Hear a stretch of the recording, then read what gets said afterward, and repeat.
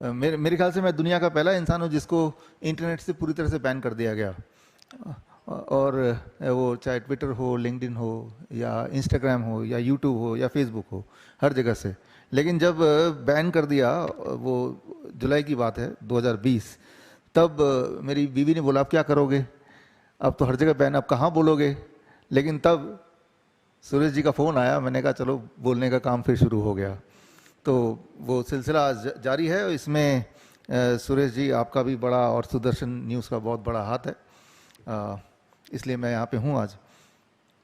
दुनिया में सबसे ज़्यादा दुखदाई बात है बीमार रहते हुए ज़िंदा रहने की कोशिश में लगे रहना। जो लोग मुझे अभी सुन रहे हैं, चाहे यहाँ बैठे या आप लोग जो टीवी में सुन रहे हैं, आप में से ज़्यादातर लोग ऐसे होंगे, अगर आप नहीं तो आपके घर में कोई ना कोई होगा जो हर दिन दवाइयाँ लेता होगा। डायबिटीज़ की दवाई, कोलेस्ट्रॉल की दवाई, हार्ट की दवाई, बीपी की दवाई, कोई ना कोई दवाई लेता होगा। जिस तरह से हम खाना खाते हैं उसी तरह से लेता होगा। उसे ये बता दिया गया है, वो पूरी तरह से मान चुका है कि भाई जब तक मैं ज़िंदा हूँ तब तक मुझे दवाई खानी है। तो ऐसा लग रहा है कि शायद दवाई खाने की वजह से मैं ज़िंदा हूँ। ये जो लगना है कि मैं दवाई खाने की वजह से मैं ज़िंदा हूँ, ये लगना आया कहाँ से? क्या ये वाकई में सच है? अगर उस दिन इमेजिन कीजिए, जिस तरह से एक दिन था 2020 में, जिस दिन बोला सब लोग घर में बंद हो जाओ। मान लीजिए ऐसा कोई दिन आए जिस दिन सारी फैक्ट्रियाँ, सारी दवाइयाँ अचानक मिलना गायब हो जाए इस दुनिया से, तो जो लोग दवाई खा रहे थे, क्या वो मर जाएंगे सब के सब? उनको नहीं मिलेगा तो? इंसुलिन पे जो थे, दवाइयों पे थे, इस पे कई सारे ट्रायल हुए, कई सारे ट्रायल हुए। ट्रायल का नाम बता देता हूँ: advance trial, VKPDS trial, UKPDS trial, VADT trial, ACCORD trial, ऐसे बहुत सारे ट्रायल्स हुए। दवाई लेना वर्सेस दवाई नहीं लेना। और हर बार ये देखा गया कि जिन लोगों ने दवाई नहीं ली उनका ब्लड शुगर बढ़ गया, किसी का ब्लड प्रेशर बढ़ गया, लेकिन उनकी जो आयु है वो भी बढ़ गई, आयु भी बढ़ गई। और अगर बहुत प्रिसाइज बात करूं, सबसे बड़ा जो ट्रायल हुआ, that is called accord trial, 22% बढ़ गई इन कंपैरिजन टू अगर वो दवाई लेते रहते या जिन लोगों ने दवाई छोड़ी नहीं। तो फिर ये हम बोलते हैं कि ये एविडेंस बेस्ड मेडिसिन है। तो सबूत तो यही कह रहा है कि दवा लेने से आपकी आयु घट जाती है। मैं एक बात आपसे पूछूंगा, या जो लोग मुझे सुन रहे हैं, अगर आप में से कोई लोग डॉक्टर भी हैं तो एक बात पूछूंगा, कोई भी एक दवाई का नाम बताइए, एलोपैथिक ड्रग की बात कर रहा हूं, कोई भी एक दवाई का नाम बताइए जो किसी भी एक बीमारी को थोड़ा बहुत ठीक करती हो। पूरी तरह से भी नहीं बोल रहा मैं, कोई भी एक दवाई किसी भी बीमारी को, या कोई भी एक इलाज किसी भी बीमारी को थोड़ा बहुत ठीक करती हो, और दवाई का नाम बता दो। ये मैं इस तरह के लिखते रहिएगा, 20 मिनट बाद आपको मौका मिलेगा। इस तरह के सवाल मैं पूछता हूं जब मेडिकल कॉन्फ्रेंस होता है। अब एक एक दवाई का नाम उठाइए और उसको टेक्स्ट बुक में छांटिए, जो मेडिकल टेक्स्ट बुक है। क्या डायबिटीज की दवाई डायबिटीज को ठीक करती है? नहीं ठीक करती। अच्छा, कंट्रोल करती है?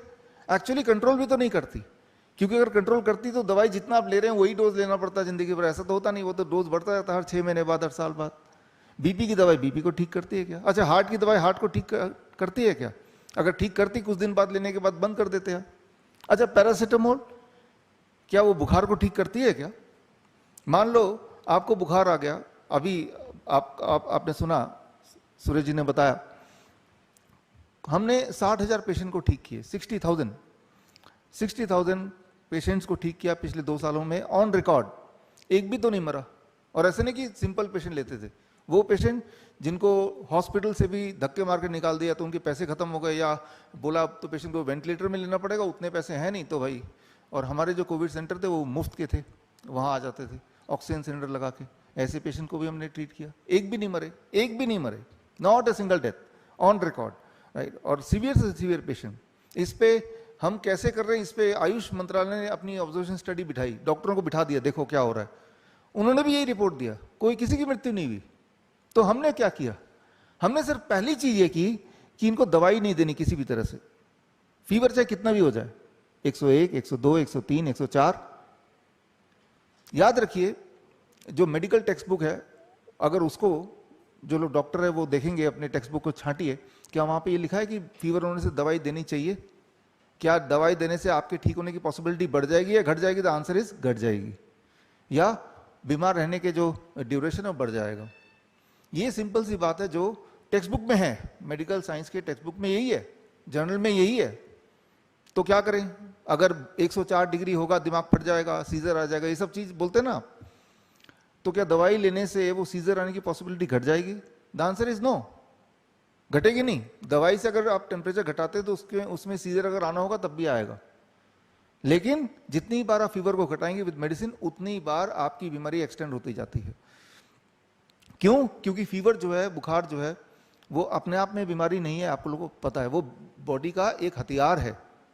एक सिंपल सी बात याद रखिए, हमेशा के लिए याद रखिए, हमेशा के लिए याद रखिए, जिस तरह से मैं बोलूं कि दुनिया का सबसे ताकतवर जानवर कौन सा है, आप बोलेंगे हाथी है, कोई बोलेगा शेर है।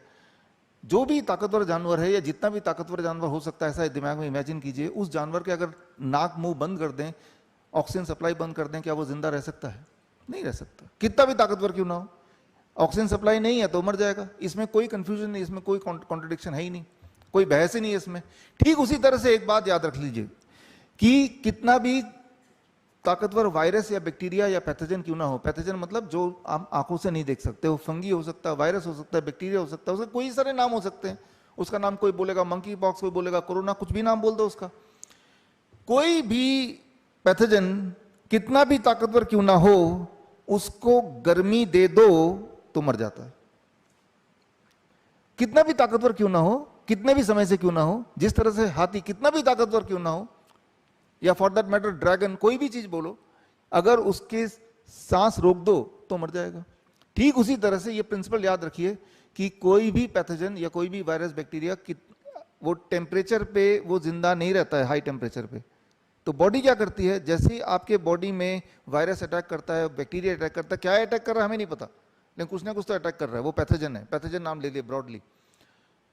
तो बॉडी आपका टेम्परेचर बढ़ा देती है, क्योंकि बॉडी को पता है टेम्परेचर बढ़ते वो उनके हाथ पैर टूटने लगेंगे और वो आप ठीक हो जाएंगे। लेकिन आप क्या करते हैं, आप टेम्परेचर जब बढ़ता है आप एकदम डॉक्टर के पास भागते हैं और दवाई, या खुद ही आप दवाई लेके टेम्परेचर को घटाते हैं।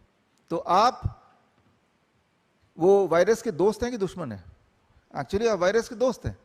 आपने वायरस को मौका दे दिया, अगर वो टेम्परेचर बढ़ा रहता वो मर जाता, आप नहीं मरते। बॉडी जो टेम्परेचर बढ़ाती है उस टेम्परेचर से आप नहीं मरेंगे कभी भी। हमने हजारों हजारों पेशेंट देखे हैं, कोई नहीं मरा, लेकिन हाँ उसको घटाने की कोशिश करेंगे तो मरेंगे। वो आपने देखा हॉस्पिटल्स में लोग मरते थे। और ये जो मैं बोल रहा हूँ ये कोई मेरा बनाया हुआ साइंस नहीं, ये तो टेक्स्ट बुक में लिखा है, हम तो करते ही हैं इसको, लेकिन मेरा बनाया हुआ नहीं, it is already there, proven there, right. तो fever is not a disease, it is rather a tool, a weapon.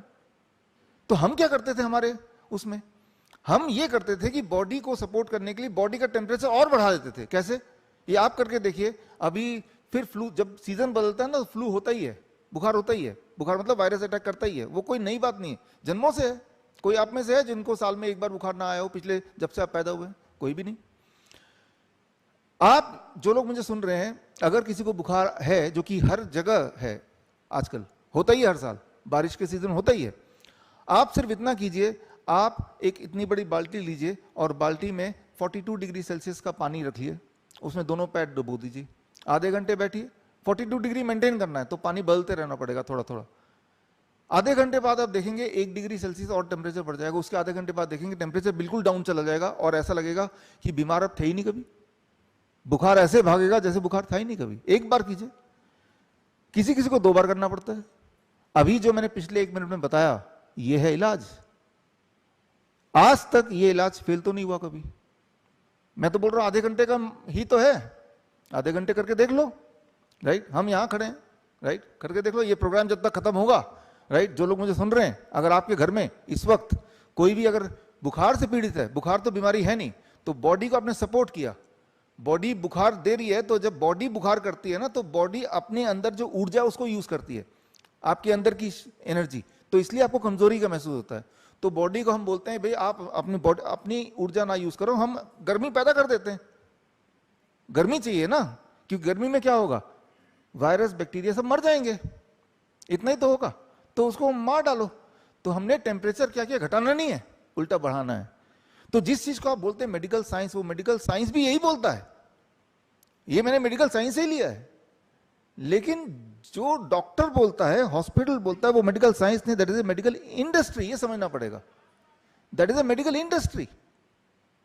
जो चीज मैंने अभी बताई, आप किसी भी डॉक्टर से पूछिए क्या ये सच है, वो बोलेगा नहीं उनकी बात, मैं आप बोलिए सच है कि नहीं, किसने बताया ये मत बोलना, मेरा नाम तो लेना नहीं, राइट।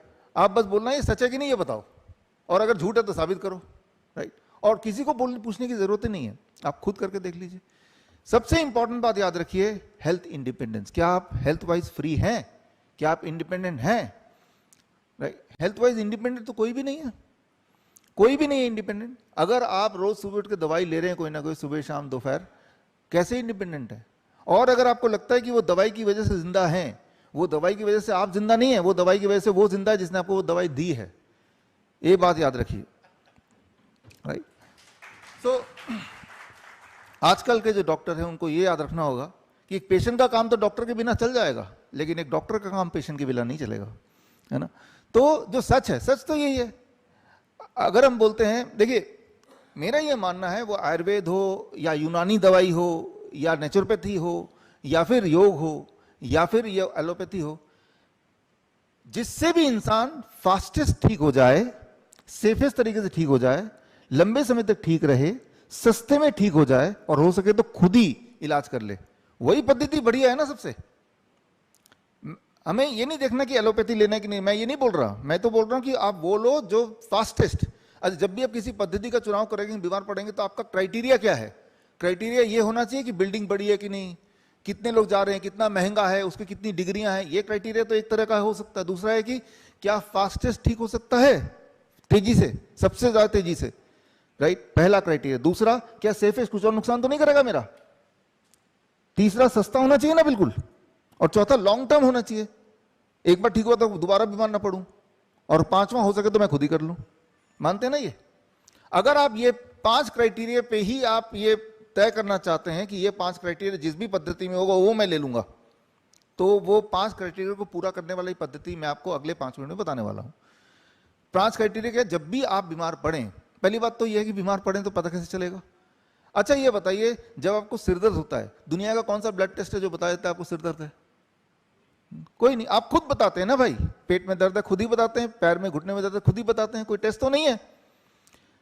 ये जो टेस्ट है ये एक और खेल है, राइट। तो इसको क्वेश्चन आंसर में ले लेंगे, हम सीधा सॉल्यूशन पे चलते हैं। करना क्या है आपको? जब भी बीमार पड़े तो कौन बताएगा आपको बीमार हैं? आप खुद ही बताएंगे। आपको एनर्जी नहीं आ रही है, आप काम, नॉर्मल काम जो करते हैं वो कर नहीं पा रहे हैं, थक जा रहे हैं, नींद नहीं आ रही है, बॉडी बता रही है आप बीमार हैं, तो बीमार हैं। अब मेरी बॉडी बता रही मैं स्वस्थ हूं, लेकिन अगर टेस्ट कराऊंगा, मैं तो चैलेंज करता हूं, कोई भी इंसान स्वस्थ से स्वस्थ ले आइए, उसको सारा टेस्ट कराइए, वो टेस्ट के अनुसार दुनिया का सबसे बीमार इंसान पाया जाएगा। वो टेस्ट बने ही ऐसे हैं, उस पर हम आगे बात करेंगे। पहले सोल्यूशन बता दूं आपको करना क्या है। जब भी आप बीमार पड़े, कैसे पता चलेगा बीमार पड़ते हैं? बीमार दो ही तरह से पड़ता है इंसान, दो ही तरीके हैं आपके बीमार पड़ने के। एक, आपके बॉडी में कोई भी केमिकल, जैसे कोई भी न्यूट्रिशन, विटामिन हो, मिनरल हो, हार्मोन हो, उसका कम ज्यादा जब हो जाता है तो बॉडी में कमजोरी आने लगती है, या बॉडी में कहीं दर्द करने लगता है, या चक्कर आने लगता है, या उठा नहीं जाता है, या डिप्रेशन में हो जाता है इंसान, आलस आने लगता है, ये सारी चीजें होने लगती है, राइट।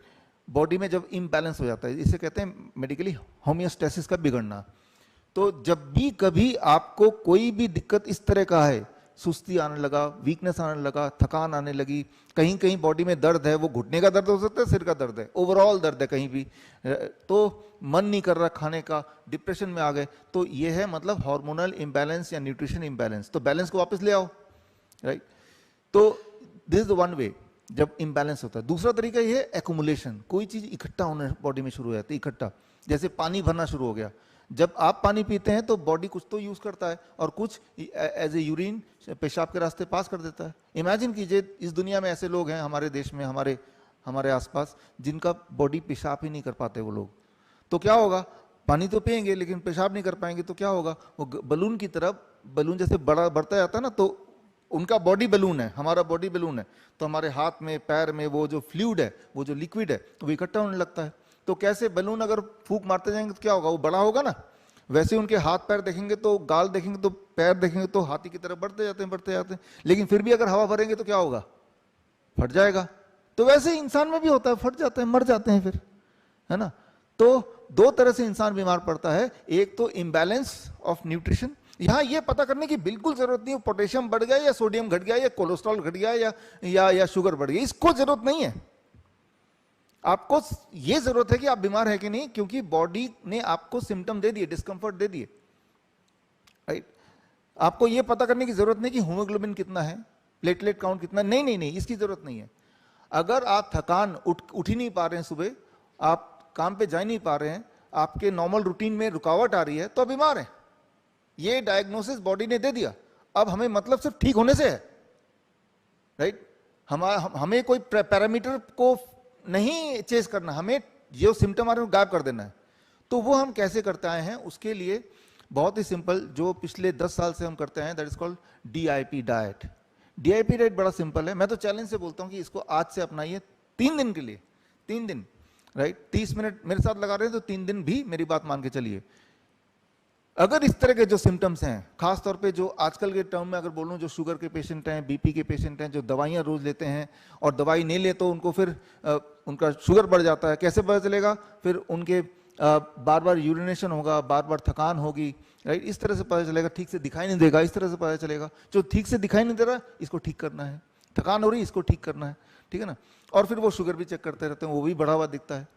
तो इस तरह के जो पेशेंट हैं उनको क्या करना चाहिए, थायराइड वाले पेशेंट हैं इनको क्या करना चाहिए, BP जो लेते नहीं लेंगे तो एकदम से बढ़ जाएगा उनका BP और उनको सिरदर्द होने लगेगा, फिर वही सारे सिम्टम आने लगेंगे। तो उनको क्या करना है, simple DIP diet. DIP diet बड़ा ही सिंपल है, स्ट्रेट सोल्यूशन पे जा रहे हैं। 12 बजे तक आपको सिर्फ फल खाना है, फल कम खाना नहीं, खूब खाना है। 3-4 तरह के फल ले ले, जो पसंद है। अभी तो आम भी आ रहे हैं, केले हैं, चीकू है, राइट। जो डायबिटीज के पेशेंट है वो मीठे फल जरूर खाएं और ज्यादा से ज्यादा खाएं। जितने मीठे फल खाएंगे उतने जल्दी ठीक हो जाएंगे, राइट। तो मतलब कितने खाएं, कम से कम 2 किलो तो खाएं आम। अगर मन करे तो 3-4 किलो भी खा सकते हैं, और मन करे तो सिर्फ फल खा के ही रह सकते हैं पूरे दिन। तो हमारे ऐसे बहुत सारे पेशेंट हैं, जैसे ही ये सुनते हैं वो क्या करते हैं, पिछले 10 साल से मीठे तो खाए नहीं, क्योंकि डायबिटीज बोला डॉक्टर ने आम नहीं खा सकते, वो 10 साल जो का पहले दिन में ही उन्होंने हिसाब पूरा कर दिया, वो भी हो सकता है। आप जितने ज्यादा मीठा फल खाएंगे उतनी जल्दी डायबिटीज ठीक हो जाएगा। तो कैसे खाना है, 12 बजे तक पेट भर के या मन भर के फल खाना है, पेट भर के या मन भर के, जितने में या तो मन भर जाए या पेट भर जाए तब तक खाते रहना। 1 बार खाएं, 2 बार खाएं, 10 बार खाएं, लेकिन खाएं सिर्फ फल, राइट। रोटी नहीं, पराठे नहीं, चाय नहीं, बिस्किट नहीं, ब्रेड नहीं, पास्ता नहीं, नूडल्स नहीं। मैं भूखे रहने नहीं बोल रहा हूं, मैं सिर्फ इतना बोल रहा हूं कि फल खाएं। कौन सा फल खाएं ये भी मैं नहीं बोल रहा, मैं तो बोल रहा हूं जो आपका दिल करे वही खाएं, जो आपको मिल जाए वही खाएं, लेकिन खाएं पेट भर के। Step 1, right. अब स्टेप 2, लंच और डिनर के लिए जब भी बैठें, कभी तो बैठेंगे, 2 प्लेट लेके बैठें, प्लेट 1 एंड प्लेट 2। प्लेट 2 में आप वही खाएं जो खाते आए, रोटी सब्जी दाल चावल जो खाएं, वो अचार वगैरह जो भी खाना है, इडली डोसा जो खाना है वो डाल दें, उल्टा सीधा जो खाना डाल दें उसमें, और वो खाना जरूर है। लेकिन उससे पहले प्लेट 1 में सलाद खाएं। कितना, ये बड़ा इंपॉर्टेंट है, आपके बॉडी के वेट के अनुसार, राइट। आपका बॉडी का वेट जितना भी उससे इंटू गुना 5 कर लीजिए। मेरे बॉडी का वेट 70 kg इंटू 5, 350 हुए, 350 ग्राम, है ना। इतना आप एक वेइंग मशीन रख लीजिए और वेइंग मशीन से तौल के इतना खा लें। इतना खाने के बाद होगा क्या कि पहले दिन आपको लगेगा 350 ग्राम खा लिया, अब तो मैं कुछ खा ही नहीं सकता। फायदा क्या हुआ प्लेट 2 के रखने का, रोटी सब्जी दाल चावल। लेकिन 1 दिन 2 दिन के अंदर आप देखेंगे कि जब सलाद इतने क्वांटिटी में खाएंगे ना, आपकी भूख बढ़ जाएगी। Try to understand. अगर आप 4 रोटी खाते हैं तो अब भी 4 रोटी से ही आपको सेटिस्फेक्शन होगी, प्लस सलाद भी खा रहे हैं उसके बावजूद भी, यानी कि आपका जो मेटाबॉलिज्म है वो बढ़ गया। तो आपको क्या करना है, लंच में या डिनर में पहले सलाद खाना है 350 ग्राम, अगर मेरी तरह वेट है, या अकॉर्डिंगली ऊपर नीचे करना है। 350 का 300 ग्राम हो गया कोई बात नहीं, लगभग इतना खाना है। उसके टमाटर खीरा मूली गाजर ककड़ी मटर सलाद पत्ता लाल पीली हरी शिमला मिर्च प्याज वगैरह, राइट। या थोड़ा स्टीम कर लिया, जैसे ब्रोकली स्टीम कर लिया, मटर स्टीम कर लिया, गोभी स्टीम कर लिया, मिक्स करके आपने खा लिया। अब आपने रोटी सब्जी दाल चावल खा लिया। लंच में डिनर में भी सेम, डिनर 7 बजे तक कर लें, नहीं तो 8 बजे तक कर लें, उसके बाद नहीं। 2 चीज छोड़ दें बस। एक जो जानवरों से निकल के आती है, जानवरों से क्या निकल के आ सकती है, मीट मछली ये सब अंडा वगैरह तो है ही, डेयरी प्रोडक्ट भी, दूध दही लस्सी मक्खन घी पनीर छाछ। अब यहाँ पे एक बहस शुरू हो जाएगी, लेकिन उसको नहीं करना चाहते। मैं चाहता हूँ आप करके देखें जो मैं बोल रहा हूँ, राइट। याद रखिए, इंसान ही एक ऐसा जानवर है जो दूसरे जानवर का दूध पीता है। इंसान ही एक ऐसा जानवर है जो जीवन भर दूध पीता है। तो जीवन भर तो पीते ही आए हैं, दूध, दही, लस्सी, मक्खन, घी, पनीर, छाछ। मैं तो बोल रहा हूँ 3 दिन के लिए मत पी के देखिए, 3 दिन में ऐसा क्या डेफिशिएंसी हो जाएगी, अगर दूध अच्छा है भी तो आपके अनुसार। दूसरी चीज जो छोड़नी है वो है जो चीज फैक्ट्री से निकल के आती है, बिस्किट है, ब्रेड है, नमकीन है, रिफाइंड चीजें हैं, छोड़ दीजिए उसको। उसकी जगह आप ड्राई फ्रूट्स ले सकते हैं, जैसे नट्स ले सकते हैं, पीनट्स ले सकते हैं, आलमंड ले सकते हैं, स्प्राउट्स ले सकते हैं, खजूर खा सकते हैं पेट भर के, पूरे दिन भर खाते रहिए। किशमिश खा सकते हैं पेट भर के, जब तक पेट ना भरे या मन ना भरे, जब मर्जी आधी रात को भी खाइए। जो मैंने अभी बताया अभी पिछले 5 मिनट में, अगर आपने ऐसा किया, जो लोग डायबिटीज के पेशेंट हैं, राइट, जो दवाई ले रहे हैं, उनकी मजबूरी हो जाएगी तीसरे दिन तक दवाई को छोड़ने में। अगर नहीं छोड़ेंगे तो हाइपोग्लाइसीमिया में चला जाएगा, समझते हैं आप, लो ब्लड शुगर। और जो इंसुलिन के पेशेंट हैं, मैं उनको वार्निंग देता हूं कि अगर आप ऐसा करने की सोच रहे हैं जो मैंने बताया आपको, तो आपको इंसुलिन लगभग आधी करनी पड़ेगी, 50% या 40% रिड्यूस करना पड़ेगा। नहीं किया तो इतना नीचे चला जाएगा कि कोमा में चले जाएंगे आप। इसीलिए अगर आप ये कर रहे हैं जो मैंने बताया, तो आपको बार बार शुगर चेक करना है और इंसुलिन को कम से कम लेना है, नहीं तो हाइपोग्लाइसेमिक हो जाएगा। और अगर आपने जो मैंने अभी बताया वो 3 दिन के बजाय आपने 15 दिन कर लिया, 20 दिन कर लिया, तो ऐसा हो ही नहीं सकता जिनकी दवाइयाँ वो दवाई छूट ना जाए पूरी तरह से। इंसुलिन जो है वो मैंने देखा 15 दिन से लेके कई बार 1 महीना भी लग जाता है छूटने में। चलो 1 महीना लग जाएगा। जो ब्लड प्रेशर की दवाई मैंने देखा 1 हफ्ता लगता है छूटने में। छोड़ना पड़ता है, ऐसा नहीं कि आपने जानबूझ के छोड़ दिया।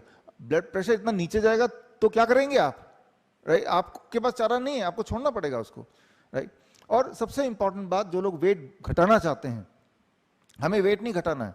क्या वेट घटाना चाहते हैं? अगर बोले वेट घटाना है तो किसका वेट? हड्डियों का वेट घटाना चाहते हैं आप, मसल का वेट घटाना चाहते हैं।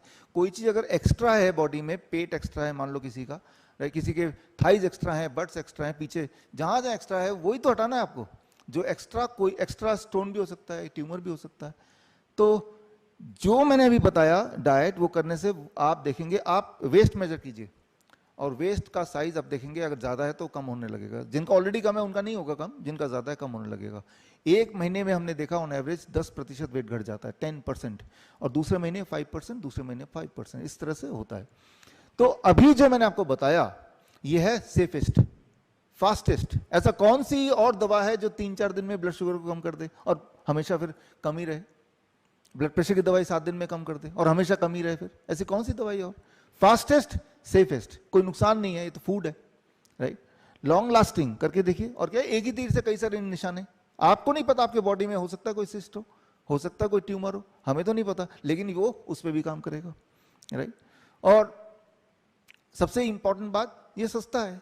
मैं नहीं बोल रहा कि महंगे वाले फल खाओ, सस्ते वाले खा लो। सब्जियां तो सस्ती हैं, उल्टा पकाते हैं आप उसको, कुक करते हैं, तब तो महंगा बन जाता है, उसको तेल भी डालो और, है ना, तो ईंधन भी यूज होता है। तो इसको कीजिए। तो पहली बात कि जो भी इम्बैलेंस बॉडी में है, वो केमिकल इम्बैलेंस है, वो न्यूट्रिशन इम्बैलेंस है, वो हार्मोनल इम्बैलेंस है, हमें नहीं पता, ना ही हम उसका टेस्ट करा के पता करना चाहते हैं। लेकिन हमें कैसे पता चलेगा हम ठीक हो गए? आपके सिम्टम चले जाएंगे, डिस्कम्फर्ट चले जाएंगे, तो आपको पता चल जाएगा आप ठीक हो गए। जो मैंने आपको बताया, ये ऐसा नहीं कि सिर्फ हम ही करते हैं। इस पे all India institute of Ayurveda, right, जो कि एम्स के बराबर माना जाता है, आयुष मंत्रालय, इनके डॉक्टरों ने बोला कि आप जो ये करते हैं इस पे हम क्लिनिकल ट्रायल करके देखेंगे ये सच है कि नहीं। ऊपर से आप दूध मना करते हैं, आयुर्वेद के खिलाफ है, इसको भी हम देखेंगे। उन्होंने ट्रायल किया, ट्रायल का नतीजा गवर्नमेंट के जो वेबसाइट है उसमें डाला, राइट, clinicaltrial.gov, राइट, GOV। और उस ट्रायल के नतीजे में उन्होंने ये बताया कि जो इन्होंने बोला वो हमने ठीक पाया कि ये जो DIP डाइट है, इससे वाकई में लोगों को फायदा होता है, दूध छोड़ के फायदा होता है। ये किसका? ये मेरा नहीं, मैं तो बोल ही रहा हूँ, खैर ये all India institute of Ayurveda. तो जो एक बात बोलते हैं कि evidence based, thank you friends, कि एविडेंस तो है, सबूत तो है, और सबूत मेरा नहीं है, सबूत खुद गवर्नमेंट ऑफ इंडिया का है। लेकिन वो जो सबूत मिल गया है कि इससे डायबिटीज ठीक हो सकती है, हड्डियों की बीमारी ठीक हो सकती है, और इंसान बड़े आराम से घर बैठ के ठीक हो सकता है, ये सबूत को छुपा के क्यों रखा है? जिस तरह से सुदर्शन न्यूज के माध्यम से आप तक पहुंच रहे हैं, जिस तरह से, अरे उस तरह से क्यों नहीं हर जगह पहुंच गया? जिस तरह से वैक्सीन का रोज गाना गाते हैं, उस तरह से क्यों नहीं कर रहे हैं? राइट, कुछ तो गड़बड़ है। या तो ये ठीक नहीं है तो आप क्यों डाल रहे हो वेबसाइट पे ठीक है? और अगर वह वेबसाइट में किसी कोने में पड़ा हुआ है, लेकिन कोने में पड़ा है तब भी वो ठीक तो ठीक ही होता है ना। आप में से जो लोग मुझे नहीं जानते हैं और आपको अगर जरा भी शंका है, जो मैंने अभी बोला, आप लोग फेसबुक से जुड़े हैं, यूट्यूब से जुड़े हैं, अपने सोशल मीडिया में लिख के देखिए DIP डाइट से कोई ठीक हुआ है। आप ही के सर्कल में बहुत सारे लोग हाथ रेस करेंगे आपके ही अकाउंट में कि हम ठीक हुए हैं। तो यहाँ पे मैं ये बोलना चाह रहा हूँ कि ऐसा क्यों है कि ये काम करता है और उसके बाद भी ये प्रचार नहीं हो रहा है?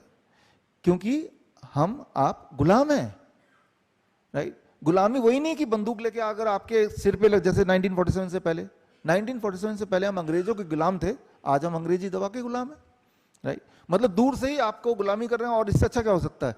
पास जाके अगर बंदूक लगाएंगे, हो सकता है रिस्क है कि बंदूक छीन के आपको मार दे, जैसा हुआ 1947 से पहले, तभी वो भाग गए। तो इसीलिए दूर से ही अगर कंट्रोल कर पाए तो ज्यादा अच्छा है ना। तो दूर से कंट्रोल हो रहे हैं, दूर से आप कंट्रोल हो रहे हैं। मैं आपको ये बताना चाहता हूं कि जो भी लोग थायराइड की गोली ले रहे हैं, कोलेस्ट्रॉल की गोली, फॉर दैट मैटर कोई भी दवाई ले रहे हैं, ऐसी कोई दवाई नहीं है जिसको लेने की कोई भी जरूरत है कभी भी। मेडिकल साइंस के हिसाब से ही जरूरत नहीं है, मेडिकल इंडस्ट्री के हिसाब से जरूरत है, राइट। तो लेकिन वो कैसे उससे पीछे छुड़ाएं, वो भी मैंने अभी आपको 1 मिनट 2 मिनट में 5 मिनट में बता ही दिया आपको। तो ये सारी दवाइयाँ ये गुलामी की निशानी है। अगली बार जब आप दवाई ले रहे होंगे तो याद रखिए ये दवाई मुफ्त में नहीं आई है, राइट। अगर आपको मुफ्त में मिली भी है तब भी आपके टैक्स के पैसे से ही आया है। जैसे वैक्सीन है, वो फ्री में थोड़ा ना है, ये हमारे ही पैसे से हमें ही दे रहे हैं, तो बोल रहे हैं ये एक जहर है जो आपको दिया जा रहा है, वो भी आसान करा के, राइट। तो मैं ये बोलना चाह रहा हूं कि आपका जो बॉडी है, बॉडी में कोई भी चीज डालना है तो मुंह से डालना है ना। जब ब्लड से कोई चीज जाती है, जैसे वैक्सीन है, राइट, तो वो बॉडी को वो कोई रास्ता नहीं जाने का, एंड दैट इज, वो शॉर्ट टर्म में भी डैमेज करता है, लॉन्ग टर्म में भी डैमेज करता है, पूरी तरह डैमेज करता है। मैं सिर्फ इतना पूछना चाहता हूं कि दुनिया का कोई भी एक वैक्सीन जो किसी बीमारी को थोड़ा बहुत ठीक करती हो या उसको प्रिवेंट करती हो, फॉर दैट मैटर, तो फॉर एग्जाम्पल अभी कोरोना के वैक्सीन लग रहे हैं, सभी को लग गए, 200 डोज लग गए, राइट, मुझे छोड़ के और सुरेश जी को छोड़ के, बाकी सबको तो लगेगा इस दुनिया में, आपको भी छोड़ के। यहाँ कुछ लोग हैं हाँ जो बचे हुए हैं, जिन्होंने हिम्मत दिखाई और छोड़ गए, पीछे भी कुछ हाथ रेज हैं। तो लेकिन इसके अंदर क्या है जो लग रहा है? सुरेश जी क्या आपको पता है इसके अंदर क्या है? मैं बताता हूँ क्या है इसके अंदर। इसके अंदर fetal bovine serum. Fetal bovine serum क्या होता है? Fetal bovine serum, right, FBS। गौ माता जिसको हम अभी प्रणाम करके आए हैं हम और आप, राइट, उन्हीं का जब प्रेग्नेंट होती है तो उसके अंदर जो बछड़ा है जो अभी अजन्मा है, उसके जिंदा रहते हुए पेट में उसके, तब उसको छेद करके उसके हार्ट तक पहुंचा के पाइप, उसके हार्ट के अंदर का जो खून है उसको निकालते हैं, जिसे बोलते हैं फीटल बोवाइन सीरम, राइट। ऐसे करने में वो गौ माता की भी डेथ हो जाती है और बछड़े की भी डेथ हो जाती है। तो उससे बनाए ये सारे वैक्सीन, राइट। तो हाँ, ये तो वो अगर इसके बाद भी अगर बोलते हैं आप हिंदू हैं, राइट, इस मतलब वही खून तो दौड़ रहा है ना आपके, जिन लोगों ने भी वैक्सीन लिया वही तो दौड़ रहा है, राइट।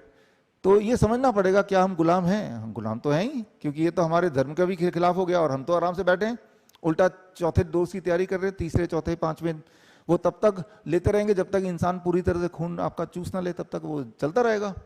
लेकिन वो चल भी क्यों रहा है? वो इसलिए चल रहा है क्योंकि आप चलने दे रहे हैं। मेरे पास बहुत सारे लोग आते हैं, बोलते हैं हम क्या करें, हमारी नौकरी है। अब बोले फिर कुछ मत करो फिर आप। 1947 से पहले अगर ये सोच लिया होता क्रांतिकारी लोगों ने कि हम क्या करें, तब आज हम इस तरह से थोड़ा ना इस तरह से बात कर पाते, तब तो हम गुलामी रहते ना। तो इस तरह से आज भी आपको सोचना पड़ेगा। तो ये जो सारा सिलसिला शुरू हुआ है, कब से शुरू हुआ है? 1940 में आया था एक बाजार मेडिसिन। आयुर्वेद को का नाम दिया गया था बाजार मेडिसिन। जो भी बाजार मेडिसिन की बात करेगा उसे जेल में डाल दो। बाजार मेडिसिन मतलब गैर कानूनी मेडिसिन, ऐसा हो गया। और यहाँ के जितने भी सारे टेक्स्ट थे वो उठा के ब्रिटेन ले गए, राइट। और एक कानून ले आए, उस कानून का नाम है drug and magic remedy act, right. और वो कानून अंग्रेज तो चले गए, वो कानून आज भी है। और वो कानून की जो धारा है मेरे ऊपर भी लगी हुई है, कोर्ट में केस चल रहा है दिल्ली हाई कोर्ट में। और उस कानून के तहत अगर कोई ये बोल दे कि डायबिटीज ठीक हो सकता है, जैसे कि मैंने बोला अभी, तो जेल हो सकता है। वो तो सुरेश जी जैसे लोग हमारे आसपास हैं तो हम बचे हुए हैं जेल से थोड़ा बहुत, हाँ, नहीं तो अभी तक हम इधर नहीं होते, जेल में होते हैं। तो आप भी कभी बोल के देखिए कि हाँ ये ठीक हो सकता है, या ठीक हो जाता है। वो ठीक होना बोलना अलाउड नहीं है। तो ये तो गुलामी है ना, जबकि ठीक होता है, लाखों लोग ठीक हुए हैं, करोड़ों लोग ठीक हुए हैं।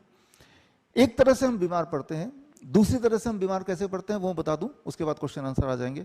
दूसरी तरह से बीमार पड़ते हैं, मैंने बताया था बलून का एग्जांपल देके, जब आपके बॉडी में कोई चीज इकट्ठा होने लगता है और वो बाहर नहीं निकलता है।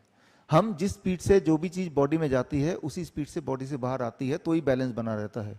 आप पेशाब जाते हैं दिन में कई बार, तो पेशाब के रास्ते जो जो चीजें बॉडी को नहीं चाहिए वो किडनी उसको फिल्टर करके बाहर भेजता है, राइट। लेकिन पेशाब ही नहीं करेंगे तो ना तो पानी निकलेगा, ना ही जो चीज बॉडी को नहीं चाहिए वो निकलेगा, तो वो कहाँ रह जाएगा, वो बॉडी के अंदर रहेगा। कितने दिन रहेगा? 2 दिन, 4 दिन, 5 दिन, 6 दिन, हफ्ता, महीना। उसके बाद बॉडी वो गुब्बारा है, वो फटेगा ही फटेगा, आप मर जाएंगे। इसे बोलते हैं kidney patient, kidney failure patient, right. बोलते हैं किडनी फेल हो गया, किडनी ट्रांसप्लांट की जरूरत है। सबसे अच्छी बात क्या हमारी बॉडी की, बॉडी हम ये बोलते हैं कि हमारे जो हॉस्पिटल्स, हमारे कई सारे हॉस्पिटल्स हैं, 7 हॉस्पिटल इस वक्त हैं, और कोविड सेंटर हमारे 3 थे। अब तो कोविड सेंटर की जरूरत, हम उसे फ्लू सेंटर बोलते थे, हम कोविड सेंटर नहीं बोलते थे, लोगों के लिए कोविड सेंटर, हमारे लिए फ्लू सेंटर। तो हम ये बोलते हैं हमारे हॉस्पिटल में हमारे डॉक्टर्स को कि किस तरह के पेशेंट हमें लेने चाहिए। अगर कोई पेशेंट सांस ले रहा है और खा सकता है तो वो जिंदा रह सकता है, बस यही 2 चीज। सांस ले रहा है ना, खा सकता है या पी सकता है, हाँ, तो जिंदा रहेगा वो, क्यों मरेगा वो। अच्छा, कैसे जिंदा रहेगा? अब मान लो एक पेशेंट आता है, उसको वो ऑलरेडी डायलिसिस, अब ये जो डायलिसिस है ये कौन सी वेस्टर्न पद्धति है या आयुर्वेद का है? वेस्टर्न है। वेंटिलेटर कहाँ का है? वेस्टर्न है। तो ऐसा लगता है देखो जी, उन्होंने वेंटिलेटर दे दिया, उन्होंने डायलिसिस की मशीन दे दी, तो वो तो देखिए कोई चीज बहुत बड़ा मशीन है, लेकिन क्या उससे फायदा हो रहा है कि नहीं, ये तो देखो ना। फायदा हो रहा है कि नुकसान हो रहा है, ये तो देखो। या आयुर्वेद में उसका ऑल्टरनेट कुछ है क्या, वो देख लो। आयुर्वेद में ऑल्टरनेट है और बहुत बढ़िया है, और वो घर बैठ के कर सकते हैं। घर बैठ के वेंटिलेटर घर बैठ के बना सकते हैं। अभी 1 मिनट में वेंटिलेटर बनाना सीखना है आपको, आधा मिनट लगेगा वेंटिलेटर बनाना सीखने में, और आधा मिनट लगेगा डायलिसिस मशीन बनाना सीखने में। तो 1 मिनट में दोनों चीज सिखा देता हूं, उसके बाद फिर सवाल जवाब कर लेना, ठीक है ना। तो पहले कौन सा सीखना, वेंटिलेटर बनाना या डायलिसिस की मशीन बनाना? चलिए पहले वेंटिलेटर बनाने की बात करते हैं। वेंटिलेटर कैसे बनाना है? वेंटिलेटर क्या होता है? वेंटिलेटर समझ लीजिए, वेंटिलेटर मतलब जब इंसान का लंग्स काम नहीं कर रहा है तो वो सांस नहीं ले पा रहा है। जैसे अभी आपने सुना राजू श्रीवास्तव जी के साथ हुआ कि अब वेंटिलेटर पे डाल दिया है, क्यों? क्योंकि सांस नहीं ले पा रहे हैं। तो क्या करेंगे, वेंटिलेटर पे डाल दो उसको। तो वेंटिलेटर क्या, एक मशीन है जो लंग्स की तरह काम करता है, वो लंग्स को फोर्स करता है कि वो आप सांस ले पाए। तो लेकिन एक बात है कि जब तक वेंटिलेटर तब तक वो जिंदा है, या यूं मानो कि वो कोमा में है और जैसे ही वो निकाल दिया तो वो मर, तो वो डेड बॉडी है, लिविंग डेड बॉडी एक्चुअली वो, राइट। मैंने अपने एक्सपीरियंस में पिछले 15 साल में, सबसे पहले जो मेरा पहला हॉस्पिटल था, पहला सेंटर था, वो वियतनाम में था। ये जो वियतनाम में BMMO, ये हमारे वियतनाम का जो मेरा हॉस्पिटल है उसका ही नाम है हमारा। तो तब से लेके अभी तक मैंने कभी भी किसी इंसान को वेंटिलेटर से बाहर आके जिंदा रहते हुए देखा नहीं है।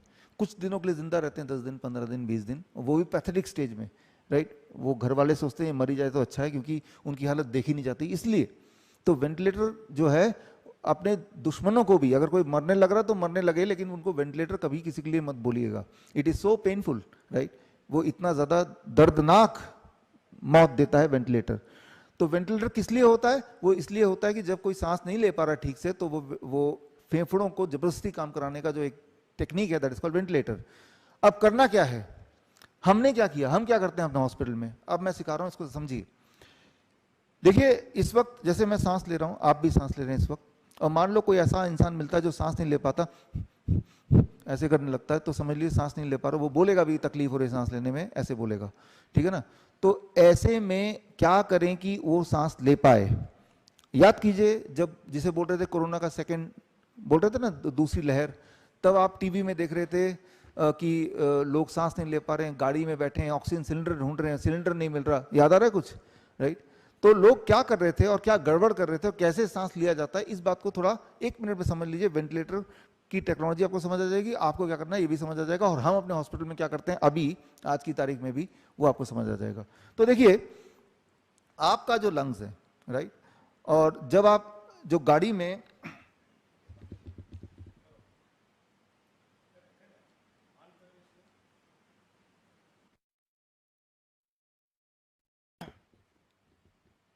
जब आप गाड़ी में आपने देखा लोगों को बैठे हुए लेटे हुए गाड़ी में देखा आपने, जो कार में ले जा रहे थे उनको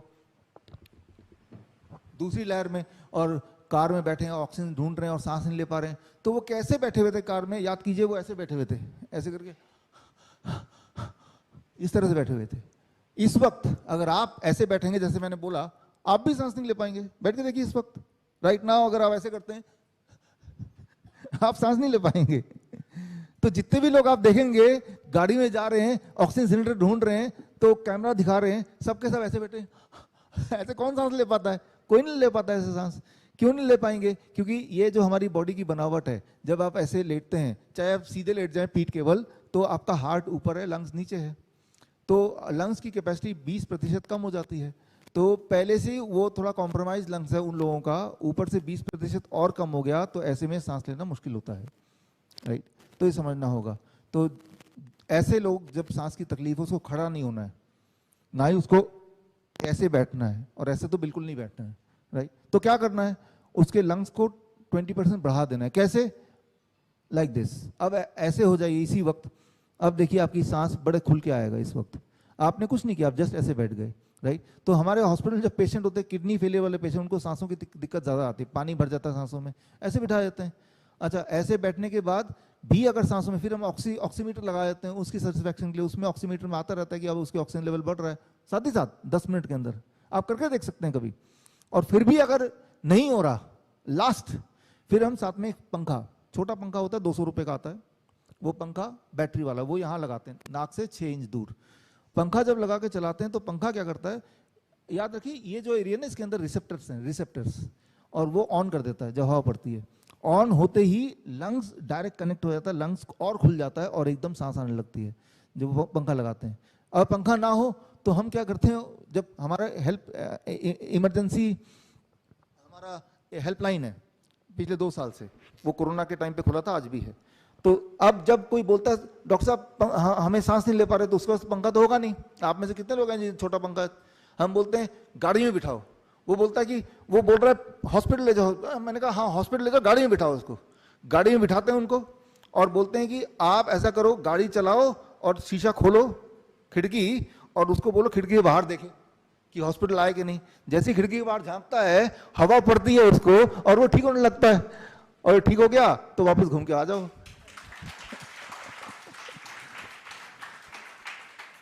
तो हमने क्या किया, सिर्फ ये जो रिसेप्टर है इसको खोल दिया।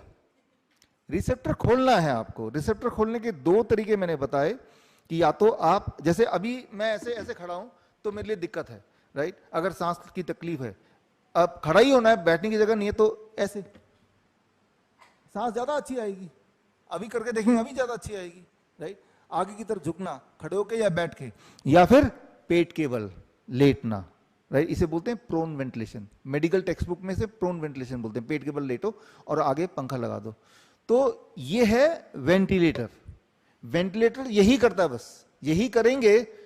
हमने यही किया, आज भी ये करते हैं हमारे हॉस्पिटल में। याद रखिए, जो किडनी फेलियर के पेशेंट हमारे हॉस्पिटल में आते हैं, उनकी प्राइम प्रॉब्लम ही है सांसों की।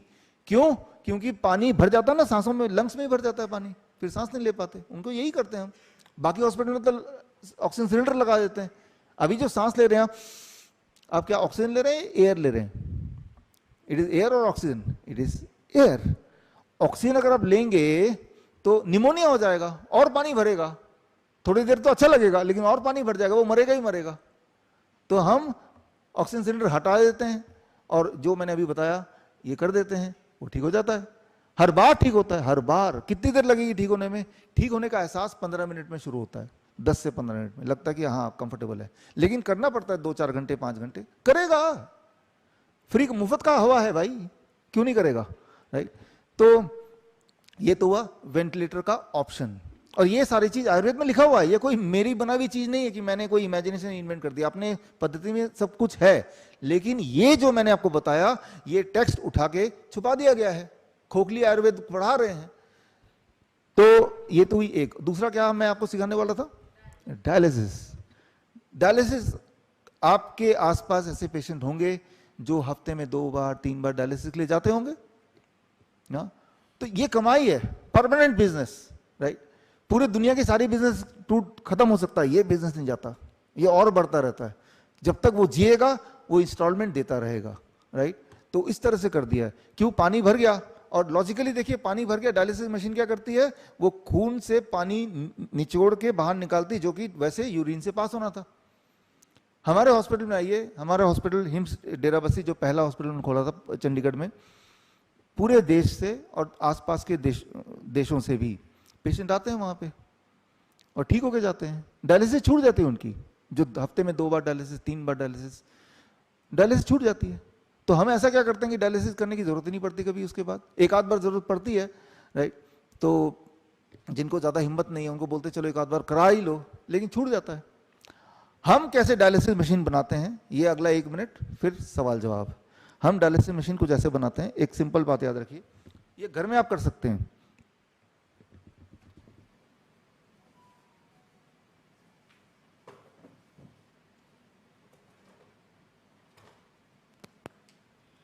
अब देखिए ये चारपाई है, राइट। तो चारपाई में ऐसे लेटते हैं आप, है ना। तो हमें क्या करना है, ऐसे पेशेंट के चारपाई को इधर ऐसे कर देना है। यहाँ पे 3 ईंटें लगा दिए, 3 ईंटें, है ना। तो ये 1 फीट ऊंचा हो गया ना, राइट, और सिर की तरफ नीचे है, और ऐसे 10 डिग्री एंगल बन गया। ये 10 डिग्री एंगल बनाने के लिए, एंगल नापने के लिए इस तरह का वो आता है, राइट। सो इंक्लाइनोमीटर बोलते हैं, हालांकि अंदाजन भी काम करेगा। ऐसे जब लेटेगा पेशेंट, ऐसे कितनी देर, 2 घंटे, ऐसे जब पेशेंट लेटता है 2 घंटे, तो ये डायलिसिस हो जाती है, हर बार होती है, राइट। तो इसमें कितना पैसा लगा, करना क्या है इसमें, राइट। तो मैं तो बोलता हूं, जैसे ही कोई डॉक्टर बोले ना कि आपको डायलिसिस पे जाना है, उसी वक्त ईंटें उठा लो, डॉक्टर को मारने के लिए नहीं, यहां लगाने के लिए लगाना। अभी क्या हुआ कि छत्तीसगढ़ में इंडियन मेडिकल एसोसिएशन ने मेरे ऊपर एफआईआर कर दिया कि ये तो झूठ फैला रहे हैं, हाँ, कि ऐसे ठीक होता है। हमने नवंबर महीने में एलटीजी ऑडिटोरियम बुक कर लिया, मैंने वहीं चिट्ठी लिखी, और पूरे देश में भी जितने भी आईएमए इंक्लूडिंग दिल्ली, चिट्ठी लिखी कि मैं यहीं पे खड़ा हूं, आप आओ और आप सामने सामने हमसे बात करो, हमारे पेशेंट भी यहीं पे, हम भी यहीं पे हैं। तो हुआ ये, दिल्ली मेडिकल काउंसिल ने यहां से एक और केस कर दिया और एक नॉन बेलेबल वो कर दिया मेरे खिलाफ। लेकिन हमारे मित्र हैं सोमनाथ भारती जी, उन्होंने मुझे बेल दिलवा दिया, ताकि नहीं तो उनका ये था कि भाई ये जो मैंने कार्यक्रम रखा है कि भाई आप आओ, ओपन चैलेंज, मैं अभी भी बोल रहा हूँ, राइट, ये तो लाइव पूरे देश में चल रहा है, कि किसी को भी लगता हो कि 1% भी ये झूठ है, डायलिसिस नहीं होती, तो भाई हम यहाँ खुले खड़े हैं, आप आओ। और जो पेशेंट है वो ऐसे करके देखे, करके देखने से क्या पता चलेगा, उसकी यूरिन आउटपुट शुरू हो जाती है, जिसका पेशाब नहीं हो रहा हो। कैसे शुरू होती है ये साइंस जानना है तो वो अलग बात है। यहां से ब्लड फ्लो होता है वापस, और यहाँ किडनी पे जाता है, राइट, किडनी पे जाता है, हार्ट पे जाता है, इससे इस एरिया में जब जाता है, खून पहुंचता है, तो खून ही पहुंचाना है हमें, खून ही आपको ठीक करता है, वहां किडनी रिपेयरिंग करेगी। और अब वो बोलेगा मुझे पेशाब जाना है, उसका पेशाब आने लगेगा, पानी तो निकालना है ना आपको, सीधे रास्ते निकालो ना पानी यार, मशीन के थ्रू क्यों पैसा देके निकालना, राइट। तो ये है। लेकिन ये कुछ पेशेंट ऐसे होते हैं जो ज्यादा संगीन पेशेंट होते हैं और डिफिकल्ट, इससे भी काम नहीं चलता, तो हमारे पास और भी तरीके हैं, वो भी आयुर्वेदिक तरीके, और हर बार काम करते हैं, घर बैठे काम करते हैं, वो मैं आपको दिखा देता हूं।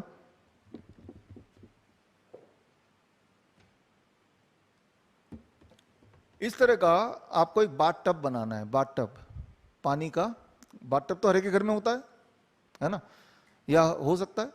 और हम क्या करते हैं, हमारे हॉस्पिटल में आइए कभी, हम पानी के टब में पेशेंट को बिठा देते हैं, जैसे ये पेशेंट बैठा हुआ है, और पानी उसके गर्दन तक, यहाँ तक भर देते हैं, पानी में डुबो देते हैं, डाल देते हैं, गर्दन से बाहर, बाकी पूरा बॉडी अंदर। और पानी का टेम्परेचर कितना, 40 डिग्री सेल्सियस, 40 डिग्री सेल्सियस। ऐसा एक थर्मोमीटर खरीद लीजिए, पानी का थर्मोमीटर है ये, ठीक है ना, 150 रुपये का आएगा, कहीं से मिल जाएगा।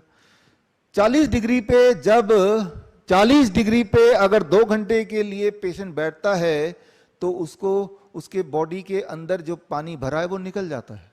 कैसे पता चलता है हमें, बैठने से पहले उनका वेट मेजर करते हैं, 62 kg फॉर एग्जांपल, 2 घंटे बाद दोबारा वेट मेजर करते हैं तो 60 kg, 2 kg वेट गायब हो गया, वो कहाँ गया 2 kg, वही तो था पानी जो डायलिसिस मशीन निकाल रहा था।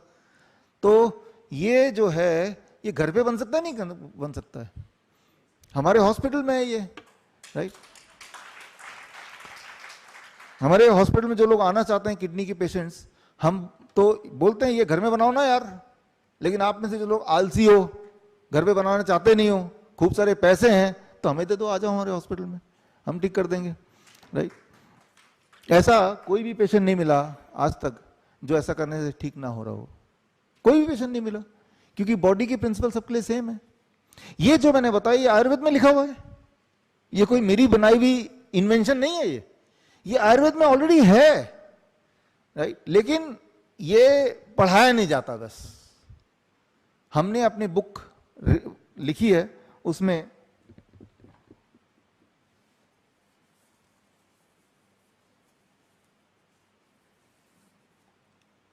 ये 360 डिग्री पॉस्चुरल मेडिसिन किताब है, इसके अंदर सारा कुछ दिया जो मैंने आज अभी बताया आपको, सारा कुछ है, और ये फ्री आप निकाल सकते हैं।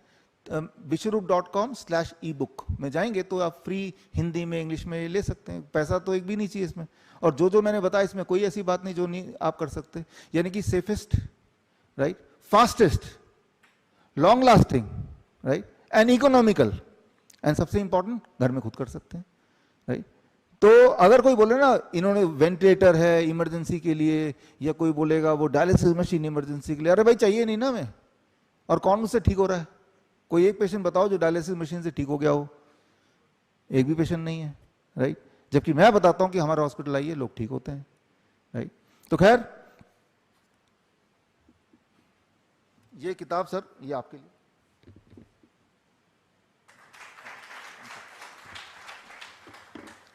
एक आखिरी एक दो लाइन, अभी जो जमाना चल रहा है ना वो चल रहा है मंकी पॉक्स का जमाना, राइट। तो मैंने अपने बैग में भी मंकी पॉक्स ये छुपा ही लिया है।